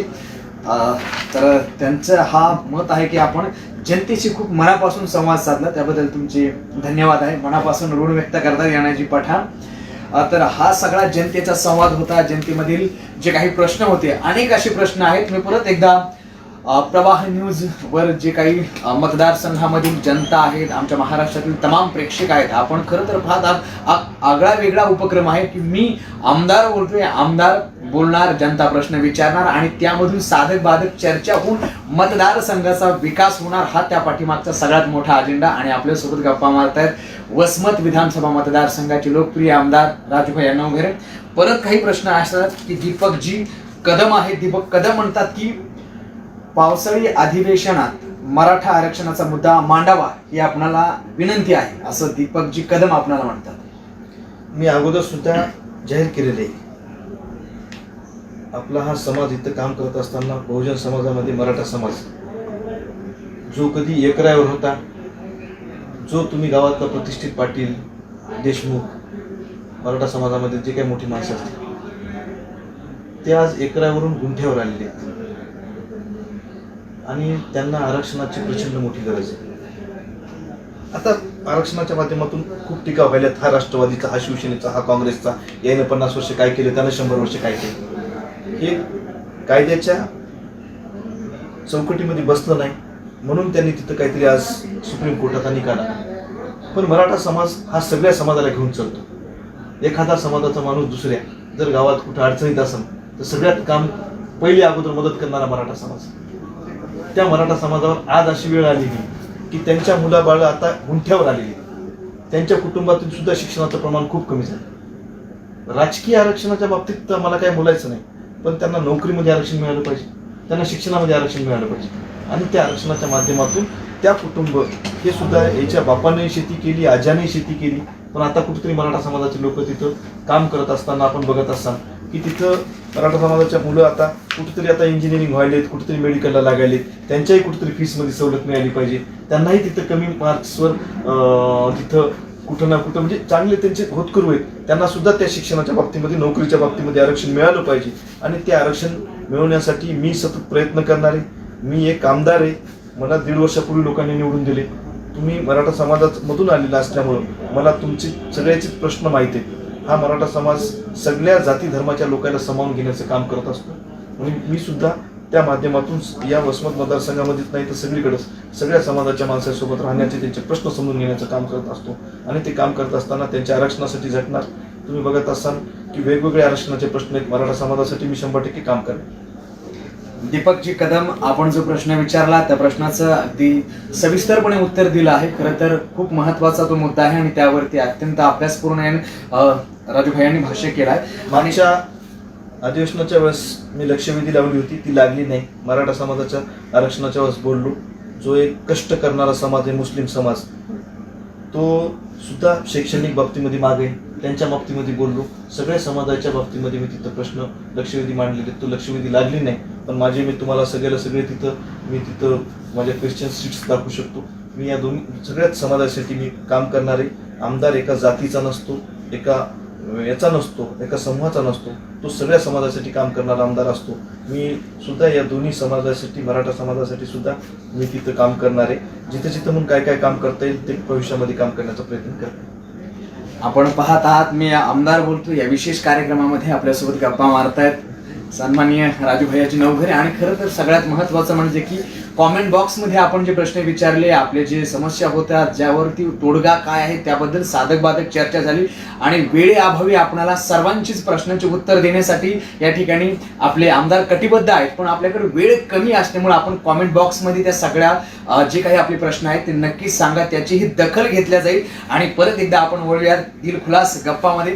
तर सगळ्यात महत्वाचा हा प्रश्न आहे. एकीकडं आमदार म्हणून आपण बऱ्याच वेळा खूप सगळ्या अलिप्त राहतो, पण आमदारासोबतच आपण एक जनतेतील कार्यकर्ता आहे. सगळ्यात महत्वाचं म्हणजे तुम्ही आजही स्वतःला राष्ट्रवादी या पक्षाचा एक आमदार नाही तर एक कार्यकर्ता म्हणून आपल्या मतदारसंघात काम करतात, जनसामान्य लोकांमध्ये मिसळतात. तर अजूनही ही एनर्जी किंवा ही ऊर्जा येते कुठून नेमकी की जनसामान्यामध्ये मिसळते? जनसामान्यामध्ये मिसळायचं म्हणजे आमदार झाला, खासदार झाला, मंत्री झाला की त्याला लगेच पंख फुटतात का? त्यांना उडायचं काय? ही लोकांनी दिलेली आहे तुम्हाला. आमदारकी असो, खासदारकी असो, मंत्रीपद असो, ते लोकांनी दिलेले. तर तुम्हाला ते लोकांसाठी वापरावं लागेल. तुम्हाला ज्या लोकांनी निवडून आणले त्याच्यासाठी काम करावं लागेल. परिपूर्ण कोणीच होऊ शकत नाही. एखादा आमदार म्हणला 5 वर्षामध्ये सगळं मी निपटून टाकतो, सगळं जग बदलून टाकतो, कोणाच्या गावाला नदी पाहिजे, कोणाला डोंगर पाहिजे, कोणाला काय पाहिजे, तर ते देऊ शकत नाही. आपण त्यासाठी वेळ लागणार. मला 1.5 वर्ष भेटले. मी ज्या लोकांमधून मला मोठं केले ते अत्यंत मला माहिती की कष्ट करणारा समाज होता. बहुजन समाजातील लोकांनी मला मदत केली. सगळेजण गरीब माणसं होते. या तालुक्यातली सगळे मोठे लोक माझ्या विरोधात होते, तरी सुद्धा मला सांभाळण्याचं काम या लोकांनी केलं. प्रचंड मोठ्या प्रमाणात लोकांनी पैसे वापरले, प्रचंड मोठ्या प्रमाणावर माझा द्वेष केला. निवडणुकीच्या काळामध्ये आम्हाला माहिती आहे की विधानसभेच्या निवडणुकीच्या अगोदर पूर्णा कारखान्याची निवडणूक झाली. पूर्णा कारखान्याच्या निवडणुकीच्या नंतर मी बाजार समितीचा सभापती होतो. त्यावेळेस माझ्यावर अविश्वास आणला. अविश्वास ठराव आणला तरी सुद्धा मी डब बघवला. आपली बाजू ज्यावेळेस प्रामाणिक आहे, आपण ज्यावेळेस प्रामाणिक आहेत, आपल्याला लोकांविषयी ज्यावेळेस प्रेम आहे, त्यावेळेस तुम्हाला कोणीच हरवू शकत नाही. मला माझं मानसिक खच्चीकरण करण्याचं काम केलं. माझ्या घरी एक लहान भाऊ क्रेशर चालवतो. शेती करतात वडील भाऊ, हे सगळेजण जॉईंट फॅमिली आहे आमची. आम्ही चौघजण कष्ट करून मोठं होण्याचा प्रयत्न करतो. आमच्या आईवडिलांनी चांगली शिकवण दिलेली आम्हाला. त्यामध्ये माझे आजोबा सुद्धा MSc मॅथमॅटिक्स झालेले होते. आजोबा एक्सपायर झाले. त्यावेळेस नंतर आम्ही बाजार समितीच्या याच्यामध्ये मला इलेक्शनमध्ये अविश्वास ठराव आणला. 1.5 वर्षामध्ये या लोकांनी प्रचंड प्रेम केलं, पण त्यावेळेस अविश्वास ठराव आला. त्यावेळेस काही लोक त्या काळामध्ये म्हणले, मी फिरायला लागलो, लोकांना सांगितलं बाबा तुम्ही मला बाजार समितीला निवडून आणलं, पण मी तुमची कामं करू शकत नाही कारण माझ्यावर अविश्वास आलाय. तुम्ही माझ्यावर प्रेम केलं, पण मला लोकाला दोष द्यायचा नव्हता की मी सांभाळू शकलो नाही, माझ्यावर काहीतरी माझ्या चूक झाली असं मी तिथून निघालो. लोकांचं प्रेम माझ्यावर होतं. लोकांनी तो अविश्वास हाणून पाडण्यासाठी 5,000 ते 10,000 लोक रस्त्यावर उतरले होते, पण मी लोकशाही मार्गाने तो स्वीकारला. त्यानंतर मी काम करत असताना लोकांना प्रचंड मानहानी करण्याचा प्रयत्न केला. कधी माझा मान अपमान झाला असेल, पण मी कोणाचं मन दुखवण्याचं काम केलं नाही. मी माझं काम मला पण करण्याचं मग कुठं थांबलो नाही. मी सामुदायिक विवाह सोहळे घेतले, आरोग्य शिबिरे घेतले, लोकांना मिसळलो, लोकांचं प्रेम कमिण्याचं काम केलं. आणि तुम्हाला स्वतःला सिद्ध करावं लागणार असतं. मी सिद्ध केलं स्वतःला. लोकांनी मला आदरणीय पवार साहेबांनी तिकीट दिलं, दांडेगावकर साहेबांनी तिथं निवडून आणलं, म्हणजे तिकीट दिलं. या मतदारसंघातील लोकांनी मला निवडून आणण्याचं काम केलं. माझ्यावर प्रचंड विश्वास केला. माझा कोणाबद्दलही द्वेष नाही. काही लोक मला त्यावेळेस म्हणले की याला क्रेशरवर काम करायला पाठवितो, कुठं खदानीवर काम करायला पाठवितो. ते मला आता रस्त्यानं कुठं दिसत नाही. कामाचं सगळ्यात मोठं यशाचं गणित काय आहे, तर आपण आपले मला कामाला लोकांमध्ये मिसळावं लागेल, मला त्यांच्यामध्ये करावं लागेल. लोक मला त्या निवडणुकीच्या कोरोनाच्या काळात सांगू लागले की तुम्ही काळजी घ्या, घरी बसा, असं करा तसं करा. पण समजा लोक अडचणीत असताना आपण घरी बसणं मला आवडलं नाही. मी प्रत्येक पेशंटच्या कोरोना वार्डात गेलो, ICU वार्डात गेलो, प्रत्येक माणसाला भेटलो, प्रत्येकापर्यंत मदत पोहोचण्याचा प्रयत्न, छोटी मोठी मदत पोहोचण्याचा प्रयत्न केला. मी प्रामाणिकपणे या लोकांसाठी काम करणार. मग हे सगळ्यात महत्वाचं आहे. आणि त्यानंतर परत काही प्रश्न आहेत जनतेमधून. तर ते म्हणतात की वसमत तालुक्यातच नाही, वसमत आपला हा मतदारसंघ आहे, पण त्याबरोबर इतरही जे तालुके आहेत तर त्या तालुक्यातील लोकांचे प्रश्न सोडवण्यासाठी आपण जे तात्पर्य दाखवले, आपण जे सहकार्याची भावना दाखवली, त्याबद्दल सुनीलजी इंगोले आपले धन्यवाद व्यक्त करतात. त्यानंतर मारुती कदम आहेत, तर ते म्हणतात की जनतेला 24 तास काम करणारा आमदार लाभला. 24 तास काम करण्याची एनर्जी नेमकी आपल्याला कुठून मिळते, हे मारुती कदम आपल्याला विचारत आहे. तुमच्या प्रेमातून मारुतीरावजी कदम, आपण हे साधं उत्तर आहे आपल्याला की तुमच्या प्रेमातून, तुम्ही जो विश्वास दाखवतात, तुमची जी आस्था आहे, त्यामुळे ही काम करण्याची एनर्जी मिळते, ते प्रेम आहे. आणि त्यानंतर परत एक प्रश्न असा आहे की मुस्लिम समाजाच्या आरक्षणाचा मुद्दा घेण्याची ते मागणी करत आहेत. 100%. मी तुम्हाला अगोदर सांगितले की मुस्लिम समाज कष्ट करणारा समाज. तुम्ही बघत असाल की त्यांचे कष्ट नाही. गॅरेज लाईनवरती काम करतात, गवंडी म्हणून काम करतात, मिस्त्री म्हणून काम करतात. त्यांच्या समाजानं सुद्धा तिथं त्यांना शिक्षणासाठी आरक्षण मिळालं पाहिजे, त्यांना सुद्धा नोकरीसाठी आरक्षण मिळालं पाहिजे. आपण काम करत असताना सगळ्या स्वतःच्या धर्माचा, जातीचा अभिमान ठेवून दुसऱ्याच्या जाती धर्माबद्दल तुम्ही आदर बाळगा. त्या माणसांना सुद्धा माणूस म्हणून जगण्याची हे केली. प्रचंड गरिबी त्या समाजामध्ये, त्यांना सुद्धा आरक्षण मिळालं पाहिजे. त्यासाठी मी सुद्धा आग्रही राहणार की प्रत्येक हक्कासाठी जनता, मग ती कुठल्याही समाजाची असो, कुठल्याही जातीची असो, त्यांच्या मागणीसाठी, त्यांच्या हक्कासाठी लढणं हे माझं कर्तव्य आहे, हा शब्द तुम्हाला आहे. त्यानंतर सगळ्यात महत्वाचा मुद्दा आहे की वसमतचा जो पाण्याचा जो प्रश्न होता, तर तो पाण्याचा प्रश्न तुम्ही मिटवलात, त्याबद्दल इथली जनता आपले धन्यवाद व्यक्त करते. तर काय नेमकं काय अडचणी आल्या की हा पाण्याचा प्रश्न मिटवता? वसमत मतदारसंघामध्ये मृदू व जलसंधारण विभागाच्या माध्यमातून करोडो रुपयाचा निधी आपण इथं आणलेला आहे. तुम्ही बघत असताना तुम्ही तुमच्या त्या याच्यामध्ये सुद्धा मी तुम्हाला माहिती देतोय की या मतदारसंघामध्ये प्रचंड मोठ्या प्रमाणावर बॅरेजेसचे कामं, सिमेंट बंधाऱ्याचे कामं, जेणेकरून जे काही नद्या आहेत त्यांना आपण सरळ करायलो, खोलीकरण करायलो आणि तिथं नद्या अडविण्याचं काम आपण करायलो. स्टेप बाय स्टेप या मतदारसंघामध्ये मृदू व जलसंधारण विभागाच्या माध्यमातून गेल्या वर्षी 5.5 कोटी रुपये, यावर्षी 20 कोटी रुपये आपण प्रस्तावित केले. 5.5 कोटी रुपयाचे कामं झालेत. हे 20 कोटी रुपये प्रस्तावित केले, त्याचे कामं सुद्धा सुरू आहेत. चिंचोलीपासून ते वसमतपर्यंतच्या सगळ्या नद्या आपण त्या माध्यमातून जोडतो. आपण उंडेगाव असेल, चिंचोली असेल, तिथले बंधारे सुद्धा आता लोकांनी बघितलेले आहेत. तिथं आपल्याला पाणी अडविल्यानंतर आजूबाजूच्या शेतकऱ्यांना तिथं पर्क्युलेशनच्या माध्यमातून तिथं बोरमध्ये पाणी वाढवण्याचं काम होते. त्या विहिरीचा साठा वाढतो की जेणेकरून उन्हाळी पिकं असतील, हिवाळी पिकं असतील, त्यांना पावसाळ्याच्या नंतरची जी पिकं आहेत ते आपण कोरडवाहू न राहता त्या माध्यमातून आपल्याला काम करण्याचा प्रयत्न करणार.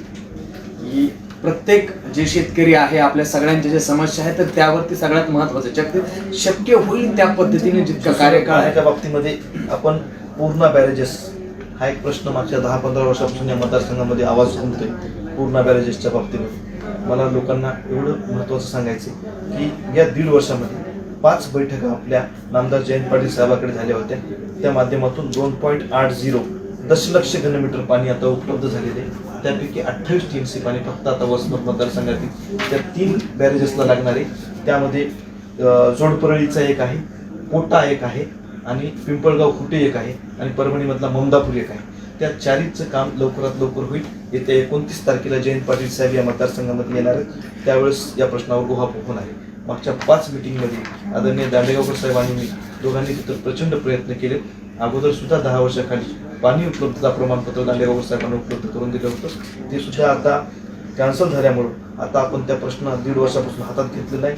इथले काही महत्त्वाचे प्रश्न आहेत ते प्रश्न सोडवण्यासाठी आम्ही करत आहे. त्या पूर्ण बॅरेजेसच्या माध्यमातून नदीच्या पलीकडले आणि अलीकडले जवळपास 35 किलोमीटरपर्यंत लोकांना त्या पाण्याचा उपयोग होणार आहे. आपोआप तिथं पाणी जर तिथं अडलं तर याची विहीर बोर त्याच्या माध्यमातून आपोआप त्याच्यातलं पाणी स्टोरेज वाढणार आहे. त्यामुळं ही कन्स्ट्रक्टिव्ह वर्क करायचं, आमदार म्हणून नुसतं मिरवायचं. या आमदार साहेब लग्नामध्ये त्या टेंटला शोभा नको तुमचा, त्या बाबतीमध्ये काम न करता आपल्याला तिथं वेगवेगळ्या कार्यक्रमात तर सुखादुखामध्ये लोकांच्या मिसळावं लागते, लग्नाला जावं लागते, तिथं अंत्यविधीला जावं लागते, बारशाला जावं लागते. आमदाराला ते सगळे प्रश्न, त्या आमदाराला सगळे ते संबंध तिथं मेंटेन करावं लागतं. ते करत असताना सुद्धा आपल्याला काहीतरी कन्स्ट्रक्टिव्ह वर्क मतदारसंघामध्ये करावं लागतं. त्या माध्यमातून मागचे पुढचे 5-50 वर्ष, 100 वर्ष लोकांना त्याच्या माध्यमातून फायदा झाला पाहिजे. त्यासाठी आदरणीय दांडेगावकर साहेबांनी काम केले. तिथे काही मला कागदपत्र सापडले, त्याच्यानुसार डॉक्टर जयप्रकाश मुद्रा साहेबांनी तिथे काम केलं. ज्यानं केलं ते विरोधक असो आपला असो त्याचं नाव घेतलं पाहिजे. त्यांनी त्याच्यासाठी काम केले, पुढे मी करायलो आणि या माझ्या काळामध्ये त्या कामाला पूर्ण विराम मिळाला. की ही सगळी आपल्या वसमत विधानसभा मतदारसंघातील जनताच नव्हे तर पूर्ण प्रवाह न्यूजचे जे प्रेक्षक आहेत ते बघतात की खरं तर दुसऱ्यांच्या कामाचं कौतुक करणं हे खूप मोठं, त्याला आभाळा एवढं काळीज लागतं म्हणता येईल आपल्याला. ते खूप मोठा एक चांगुलपणा लागतो. इतरांच्या कामाचं कौतुक करणं फक्त टीका करणं किंवा विरोध करणं हे नाहीये, तर विकास करायचा असेल तर इतरांचे कामाचं कौतुक केलं पाहिजे असं राजू भैया नवघरे यांचं मत आहे. आणि त्यानंतर विठ्ठल चौरे म्हणतात की 1.5 वर्षाच्या कार्यकाळामध्ये वसमतची वाटचाल ही बारामतीकडे होत आहे. त्याबद्दल खूप खूप मनापासून तुमचे धन्यवाद असं विठ्ठल चौरे यांचा. विठ्ठल चौरे यांच्या गावामधून कारखाना पाटीपर्यंतचा पिंपळा चौरे पासून ते तिथला मुख्यमंत्री ग्रामसडक योजनेमध्ये रस्ता मंजूर झालाय. एक 10 लाख रुपयाचं CC रस्त्याचं काम तुमच्या गावात झाले. 2 बंधारे मंजूर केलेत. पिंपळा चौरे सुद्धा बारामती एवढं चांगलं होईल एवढं विठ्ठलला मी सांगतो. तुमच्या प्रश्नाचं उत्तर आहे आणि तुम्हाला हे दिलेलं आश्वासन आहे. त्यानंतर ईश्वर काकडे म्हणतात की नवीन पिढीनं राजकारणाकडे वाटचाल करावी की नाही याबद्दल आपण मार्गदर्शन करावं. मी ईश्वर काकडे यांना एवढंच सांगतो की आपण ज्या पद्धतीनं मला ग्लॅमरवाला नेता भेटला नाही, मला कष्ट करणारा माणूस भेटला, दांडेगावकर साहेब भेटले, शरद पवार साहेब भेटले, राष्ट्रवादी काँग्रेस पक्ष भेटला, ज्या पक्षाच्या माध्यमातून मी प्रगती करण्याचं काम केलं, लोकांमध्ये विश्वास तयार करण्याचं काम केलं. आता त्याच पद्धतीनं जर लोकांची सेवा करण्यासाठी तुम्हाला राजकारणात यायचं असलं तर हे क्षेत्र चांगलं आहे. पण इथं प्रचंड मोठ्या प्रमाणावर त्याग, कष्ट करायची तयारी आपल्या तर असेल तर निश्चित आपण राजकारणात यायला पाहिजे. लोकांसाठी आपण काहीतरी काम करायचं, समाजात आपण काहीतरी देणं लागतो, ते देणं फेडण्याचं काम जर करायचं असेल तर आपण राजकारणात या. नाहीतर 248 आमदार आहेत, 1,500 माझे आमदार आहेत, ते पगारी त्यांच्या चालू घेतात, त्या पद्धतीने त्यांचं काम चालू असते, त्याचा काही विषय नसते 250. पण या माध्यमातून जर तुम्हाला सेवा करायची असेल, तुम्हाला तुमचा समजा जर राजकारणातला गॉडफादर चांगला मिळाला, आपण सुद्धा तिथं मजबूतपणे काम केलं, तर आपण प्रामाणिक राहिलो, लोकांविषयी द्वेष भावना नाही बाळगली, प्रामाणिकपणाने जर काम करायचं असलं तर राजकारणात सुद्धा चांगली संधी आपल्याला मिळू शकते. तुम्ही बघत असाल की या मराठवाड्यामध्ये आपलं वसमतचं एक उदाहरण होतं की बाजूनं समोर बलाढ्य उमेदवार होते, पण लोकांनी विश्वासानं आपल्याला निवडून दिलं. काही लोक आता प्रतिमा खराब करत फिरायलेत, आम्हाला त्याच्या बाबतीमध्ये काही विषय नाही की बाबा आमदार साहेब कुठंतरी काही करायलेत, काही वेगळ्या पद्धतीनं काही लोक बोलायलेत. पण मला कोणावर टीका टिप्पणी करायची नाही, मला प्रेमानं माणसं जोडायची. आपलं लोकांना पटलं तर ते आपल्याला स्वीकारतील, आपण लोकांसाठी काम करायचं. पण दरवेळेस तुम्हीच आमदार राहिले पाहिजे, खासदार राहिले पाहिजे, सरपंच राहिले पाहिजे, याच्या बाबतीत माझा आग्रह. हा सगळ्यात महत्वाचा म्हणजे खरं तर प्रश्नाचं खूप छान उत्तर आहे की फक्त आपण काम करत राहिलं पाहिजे. आणि राजकारणामध्ये जर तरुणांनी यायचं असेल तर त्यासाठी सातत्य, मेहनत आणि जसं की आत्ताच राजू भैयांनी आपल्या सर्वांना सांगितलं आहे की काम करायचं आहे, जनतेसाठी तळमळ करायची आहे आणि फक्त मीच न राहता फक्त विकास झाला पाहिजे जनतेचा, हा त्या पाठीमागचा एक अजेंडा असला पाहिजे. आणि मग ही जर तयारी असेल तर आपण राजकारणामध्ये नक्कीच यावं. तुमचं स्वागत आहे असं त्यांचं मत आहे. आणि त्यानंतर परत जनतेमधून हा प्रश्न आहे, जनतेने आपले आभार व्यक्त केले आहेत. तर ते म्हणतात की सर्वधर्मीय विवाह सोहळा घेऊन सर्वधर्मीय जवळपास 151 बहिणींचे आपण भाऊ झालात, आपण त्यांचं कन्यादान केलं, याबद्दल आपले खूप खूप मनापासून धन्यवाद अशी जनता म्हणते. आणि खऱ्या अर्थानं मला वाटतं की प्रवाह न्यूज चॅनलचा हा विशेष कार्यक्रम म्हणजेच मी आमदार बोलतोय त्याचं हे फलित आहे. जेव्हा आमदार आणि जनता एकमेकांसमोर येतील, जनता प्रश्न विचारणार आणि आपले कटिबद्ध असणारे आमदार त्याला उत्तर देणार, हा सगळ्यात महत्वाचा आहे. आणि जो काही आहे की सगळ्यात महत्वाचा, आणि काही लोकांचे जर प्रश्न राहिले असतील तर ते प्लीज आपण कॉमेंट बॉक्समध्ये टाका, त्याच्यावरही उत्तर दिल्या जातील, त्यावरही तोडगे काढल्या जातील, तर हा सगळ्यात महत्वाचा आहे. आणि बऱ्याच वेळापासून आपण चर्चा करतोय, गप्पा मारतोय, जनतेसोबत संवाद साधतोय, त्याबद्दल तुमचेही मनापासून धन्यवाद. आणि संपूर्ण महाराष्ट्रामधलं हे प्रवाह न्यूज चॅनल आहे, विचारांचं हक्काचं व्यासपीठ आहे. आणि ज्या चॅनलचे उमेश चक्कर सर ते संपादक आहेत आणि आमची पूर्ण टीम आहे, त्यांचा पाठीमागचा एक उद्देश हा आहे की कार्यक्रम असा असावा की त्यामध्ये कुठलाही आड नसावा, कुठली भिंत नसावी. जनता प्रश्न विचारणार आणि त्यांनी ज्या आमदाराला निवडून दिलं ते आमदार त्याचं उत्तर देणार. कुठला लेखाजोखा, गावकाच्या कामापासून तर आरोग्यापासून तर पाण्याच्या प्रश्नापर्यंत साधक बाधक चर्चा होईल, जेणेकरून काही प्रश्न असे असतील की जे तुम्हाला सांगतील की कुठे विकास झाला नाहीये आणि अजून कुठे विकास करायचा, हे तुमच्या फायद्याचं आहे, मतदारसंघासाठी आहे, आपल्या जनतेच्या फायद्यासाठी. आणि मला वाटतं तो जो उद्देश होता, उमेश चक्कर सर प्रवाह न्यूज चॅनलचे संपादक आहेत, नक्कीच खूप आशावादी हा उपक्रम आहे आणि हा उपक्रम खूप स्तुत्य आहे, त्याबद्दल खूप खूप मनापासून धन्यवाद. प्रवाह न्यूजचे मी सुद्धा आभार मानतो. पण राजकीय नेत्याला, कार्यकर्त्याला लोकांसमोर जायची डेअरिंग पाहिजे. मला 1.5 वर्षामध्ये लोकांनी निवडून दिले, तर प्रत्येकच आमदार त्या मतदारसंघातला कार्यसम्राट आमदार, लाडका आमदार, प्रेमळ आमदार हे शब्द त्याला लावलेले असतात. पण त्याला काही लोकांनी उणिवा सुद्धा दाखवल्या पाहिजे. मी लोकांसमोर जाणार, IPS व्हायचं असेल, UPSC व्हायचं असेल, MPSC व्हायचं असेल तर त्यांना पर्टिक्युलर एक्झाम असतात, 10वीची असते, 12वीची असते, स्पर्धा परीक्षा असतात. राजकीय लोकांना रोज परीक्षा असतात. त्या परीक्षेच्या माध्यमातून त्यांना लोकांचे प्रश्न सोडवायचे असतात. काही प्रश्न सुटतात, काही प्रश्न सुटत नाही. काही आता MSCBच्या बाबतीमध्ये, लाईनच्या बाबतीमध्ये मी सुद्धा कमी पडतोय. जे आहे ते आपण मान्य केलं पाहिजे. मी 1.5 वर्षापासून प्रयत्न करतोय. बाबुळगावला 5 MUAचा ट्रान्सफर भेटला पाहिजे, सातेफळला 5 MUAचा ट्रान्सफर भेटला पाहिजे, आसेगावला 33 KVचं केंद्र झालं पाहिजे, मुलीला 33 KVचं केंद्र झालं पाहिजे, कुरुंद्यामध्ये एक ट्रान्सफॉर्मर वाढला पाहिजे, वसमत शहरामध्ये खाली आमचं गडीच्या खाली शुक्रवार पेठ वगैरे जो भाग आहे तिथं सुद्धा लाईनचं खूप मोठे सत्यनारायण टॉकीजपासून खाली तिथं सुद्धा लाईनचं खूप मोठ्या प्रमाणावर अडचण आहे, ती सुद्धा मिटली पाहिजे. 132चा 12 शिवचा तिथला 132 KVचं केंद्र मंजूर झालं पाहिजे. जवळा बाजार परिसरामध्ये पोटा असन, टाकळ गव्हाण असन, पोट्याला आपण तिथं 33 KV प्रस्तावित केले, तिथं सुद्धा लाईनची खूप मोठी अडचण आहे. मागच्या 1.5 वर्षापासून काम करतोय, पण मला कमी प्रमाणात यश मिळते. म्हणून मी प्रश्न माझं काम सोडायचं का? वा वा.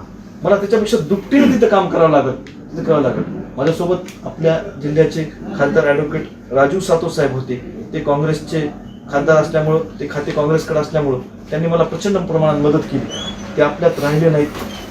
त्यांना निसर्गानं, देवानं त्यांच्या जवळ बोलून घेतलं. खूप मोठं दुःख या मतदारसंघाला झालं, त्यांच्या कुटुंबियाला झालं, मला व्यक्तिगत झालं की एक चांगला मित्र, हवासारखा नेता आपण गमावला. त्यांच्या माध्यमातून आम्ही या सगळ्या MSCBच्या कामातून आम्ही प्रयत्न करत होतो, पाठलाग करत होतो या मतदारसंघासाठी. पण मी थकणार नाही. यामध्ये काही आरोप झाले लोकांचे, तरी सुद्धा मी त्या आरोपाला सहन करणार. कारण मान अपमान तुम्हाला राजकारणामध्ये, समाजकारणामध्ये मिळत असतो.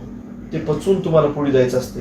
कधी तुम्हाला लोकांनी मोठं केलं तर तुम्ही त्याच्यामध्ये हुरळून न जाता तुमचे पाय जमिनीवर ठेवून लोकांसाठी काम करायचं असते. गांजराच्या पुंगीसारखं असते राजकारणी काम. ती वाजली तर वाजली, नाही तर मोडून खातात लोक. पण ती आपण वाईट वाटून घेण्याचं काम नसते. आपण तिथं 1.5 वर्ष प्रयत्न केले, आणखी 3.5 वर्ष आहेत. पण MSCBच्या बाबतीमध्ये मी सुद्धा शेतकरी असताना मी बघितलेलं आहे की मी स्टार्टरमध्ये शेतकरी आता पण आहे.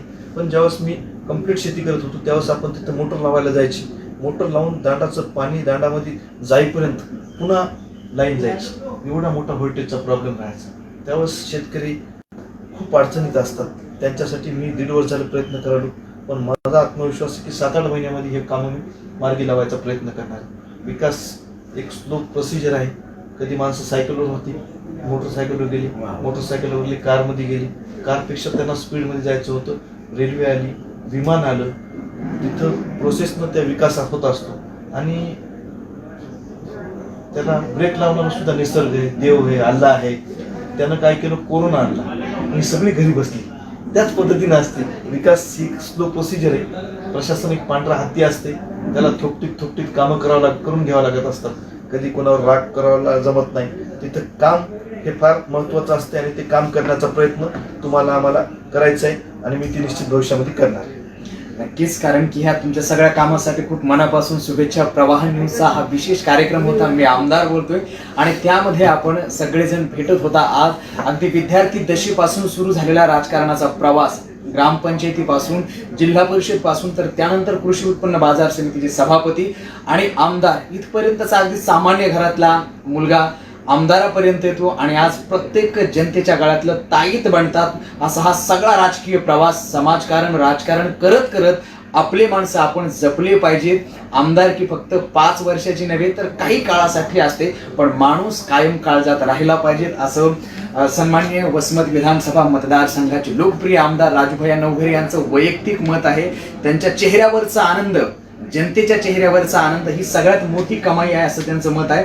आणि तुम्हाला खूप खूप मनापासून शुभेच्छा. आणि मला वाटतं की पूर्ण महाराष्ट्रातल्या जनतेने जो काही आमदार असेल, आपल्या विधानसभेचे सर्व काही आमदार आहेत, तुम्ही ज्या पद्धतीनं काम करतात, नक्कीच त्या धोरणानुसार, त्या विचारसरणीनुसार सगळ्यांनी जर काम केलं तर मला वाटतं जनता आणि आमदार यामध्ये कुठलीही भिंत राहणार नाही. एक वेगळा दुवा साधला जाईल. आपल्या सगळ्यांचे मनापासून आभार. पुन्हा भेटूयात प्रवाह न्यूजच्या या विशेष कार्यक्रमामध्ये. मी आमदार बोलतोय. तोपर्यंत धन्यवाद.